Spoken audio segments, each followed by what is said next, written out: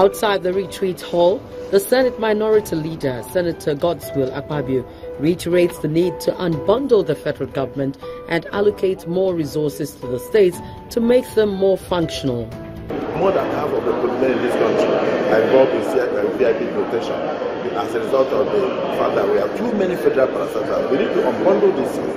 We need to, we need to unbundle the federal government. We need to shorten the number of things that the federal government takes on. Because they don't have the capacity to handle the things that they have belonged on themselves in the constitution. And this is what we are intending to do here. Are you going to make sure that happens? So that is going to happen. Whether it happens in this exercise, or the continuous exercise, until we get to that point where we can have development more at the center, and then development going to rural communities and stopping this rural-urban migration. And at the end of the day, we will truly have a state that people will depend on. And instead, for instance, I tell you something about federal roads, for example. In the case of federal roads, we set up all sorts of agencies at the federal government level. But how many times do they even do federal roads? The states have to consult their federal roads, otherwise their systems will not pass. How many federal government people go to Kebbi to go and pass the federal road in Kebbi? And so some of the responsibilities taken on by the federal government are such that they cannot perform. They are incapacitated from the work.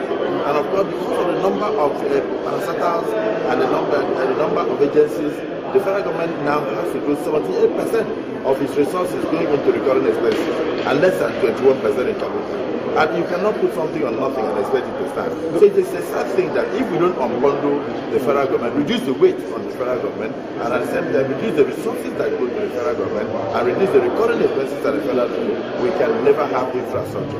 And without infrastructure, we can't have industrialization. That is why this exercise is important. Labour unions gather outside in a peaceful agitation, calling for local government autonomy and improved education system and living standard.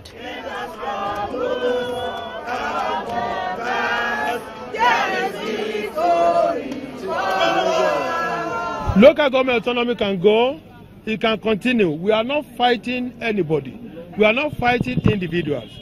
But because we have a responsibility which borders on welfare of our members, which borders on the future of this country. Many of us here present are beneficiaries of public education. We should now be seeing it in our respective position as a payback time. That is why we have spoken to the leaders inside, and we requested of them that at least they should speak to us. Between Nolge, NUT, and Medical and Health. One, we are here to register and to make it very clear to our legislators across this country that the three unions are working together toward achieving an autonomous, independent local government system in our country, so that the connectivity between the grassroots people and democracy will be enhanced, so that the governance can be an all-inclusive governance from bottom to top. And we are also saying, as encapsulated in our memorandum submitted earlier to the upper and lower chamber, that the primary education as enshrined in our current constitution is a responsibility of the state government. And that should be encouraged by way of transferring the responsibility on first-line charge, so that the three levels of government can conveniently contribute, so that primary education will be strengthened as well.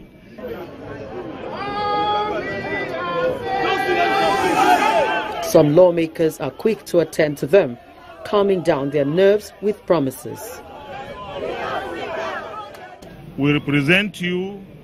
We are supposed to be working for you, and that's what we are doing. The retreat in Lagos is part of what we are trying to do to ensure good governance in Nigeria. It's part of what we are trying to do to ensure justice and equity in our system. You've talked about local government autonomy, and you've talked about first-line charge for education. Let me say that the 8th House and the 8th Senate, I believe education is probably the most important, one of the most important things that we are putting in the front burner. On the issue of local government autonomy, again, that is something that, in fact, if you remember correctly, the last exercise that we did, the local government autonomy was actually passed by both houses. But unfortunately, that amendment was not signed by the president before he left office. It is again back on the table. But I would advise and I would suggest it's a procedure. Constitutional amendment is a process. We will do our own bit. But I believe you must focus your attention to the state assemblies. Because whatever we do here, to put it in a different way, has to get the approval of 2/3 of the states.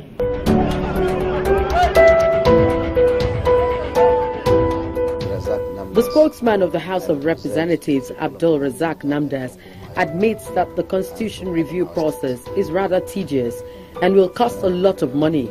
But when done, it will give voice to the voiceless in the country. It will bring about good governance, so to say, because as we operate the constitution and we discover there are challenges, then you continue to improve on this constitution. Let me give you an example. We didn't anticipate that a candidate will die in an election, like in the case of Kogi State. But you can imagine, and the constitution did not take care of that. It was left to the interpretations of the court. So if you have an opportunity to kind of address that kind of challenge, that kind of lacuna, you could always use the constitutional review to address. And in this current constitutional amendment, about 27 issues have been raised that will be amended, and bills, 27 bills. One of them, which is important also, is the issue of independent candidature, which is something that is new. We want to open the space so that not only parties, independent candidates will be able to come and contest an election. We have a situation again that, look, our local governments have been in trouble. People feel that, look, so many number of local governments workers cannot get their salaries. Now we want to give financial autonomy to the local council so that they can get their money directly. He didn't speak alone. I'd say there's been tremendous progress because we streamlined the procedure. We ensured that there was thorough deliberations on almost all the items that were listed for alteration. And there's been progress to the extent that there are some new areas that were not considered in the previous assembly. For instance, the issue of giving a timeline to the president and governors in terms of submissions of their nominations for ministers and commissioners. We are now considering that they should be given 30 days, unlike before where a president could sit for 6 months or a governor could sit for even 1 year without a cabinet.